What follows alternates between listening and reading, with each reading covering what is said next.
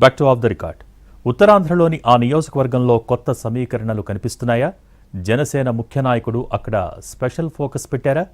ఆయన ఎంట్రీతో వైసీపీ కూడా యాక్టివ్ అయి రాజకీయాన్ని రక్తి కట్టిస్తోందా? ఒకప్పుడు టీడీపీకి గట్టిపట్టున్న నియోజకవర్గంలో పోరు మెల్లిగా జనసేన వర్సెస్ వైసీపీగా మారుతోందా? ఏ నియోజకవర్గంలో ఉందా పరిస్థితి? ఎవరా జనసేన ముఖ్య నాయకుడు? శ్రీకాకుళం జిల్లా ఎచ్చెర్ల నియోజకవర్గం వైసీపీని గ్రూప్ వార్ దెబ్బతీస్తోంది. ప్రతి మండలంలో ఏర్పడ్డ గ్రూపులు పార్టీని కోలుకోలేని దెబ్బ కొడుతున్నాయన్న ఆవేదన వ్యక్తమవుతోంది క్యాడర్లో. ఇక్కడ కాపుర ఓట్లు ఎక్కువ, తెలగ తూర్పు కాపు కలిపి 75% ఉంటాయి. అలాంటి నియోజకవర్గంలో పోటీ చేసిన గొర్లె కిరణ్ ఓడిపోవడం పార్టీ వర్గాలకి మింగుడు పట్టడం లేదట. సరే, జరిగిందేదో జరిగిపోయింది, ఇక చేయాల్సింది పార్టీని ఏకతాటిపైకి తీసుకుని రావటమని అనుకుంటున్నా ఇన్నాళ్లు ఆ దిశగా ఏ ప్రయత్నాలు జరగకపోవడంతో కింద స్థాయి లీడర్స్లో స్తబ్దత నెలకొంది. అయితే తాజాగా నియోజకవర్గంలో జరుగుతున్న పరిణామాలు కాస్త ఆశలు రేపుతున్నాయట. ఇదే సమయంలో కాపులు ఎక్కువగా ఉన్న ఈ నియోజకవర్గం మీద జనసేన కూడా దృష్టి పెట్టడం ఆసక్తికరంగా మారింది.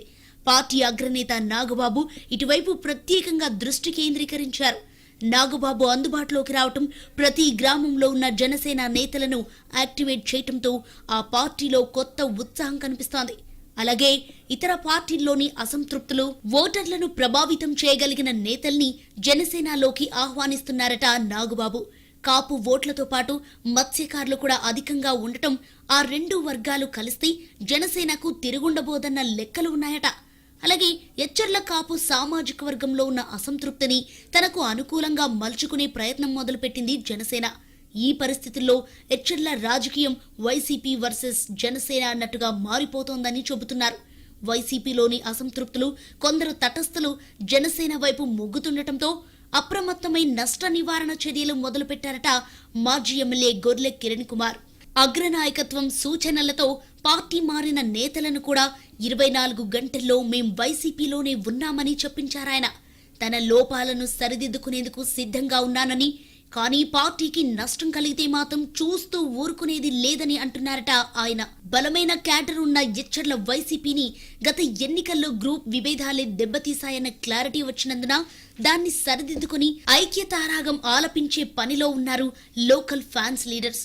గతంలో నియోజకవర్గ స్థాయిలో ఉన్న మిస్కమ్యూనికేషనే సమస్యలకు కారణమైందని, ఇప్పుడు ఒకరిద్దరు మినహా అంతా ఒక్కతాటిపైకి వస్తున్నట్టు కనిపిస్తోందని చెప్పుకుంటున్నారు.